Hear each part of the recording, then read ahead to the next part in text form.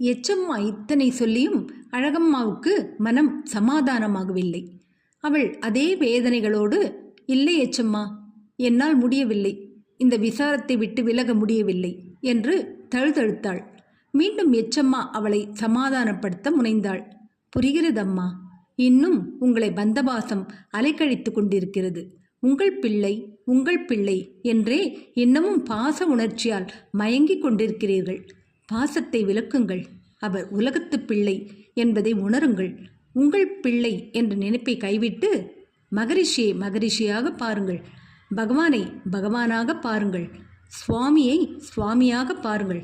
அப்போது உங்கள் பாச அஞ்ஞானம் விலகும், மனக்கவலை தீரும், மாறாத ஞான வைராகியம் ஏற்படும், உள்ளத்தில் இடையறாத ஆன்ம விசார சிந்தனைகள் மேலோங்கும், தியானம் கைகூடும், எல்லா கவலைகளும் பகலவன் பார்த்த பனி போல பார்வைக்கு தெரியாமல் மறைந்துவிடும்.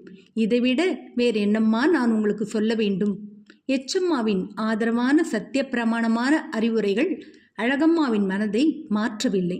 அவள் இன்னமும் வருத்தத்தோடு, சராசரி பெண்மணியாக, என்னால் முடியவில்லை எச்சம்மா. நீங்கள் எல்லாம் மகரிஷி மகரிஷி என்று சொல்கிறீர்களே, அந்த மகரிஷியின் போக்கு எனக்கு விசித்திரமாக இருக்கிறது. பக்தர்களிடம் சகஜமாக பேசும் என் பிள்ளை என்னிடம் அப்படி பேசுவதில்லையே என்று ஆதங்கப்பட்டாள். எச்சம்மா, பகவானின் இந்த போக்கு பெற்ற தாயாகிய உங்களுக்கு மனத்தாங்கலை ஏற்படுத்துவது இயற்கைதான்.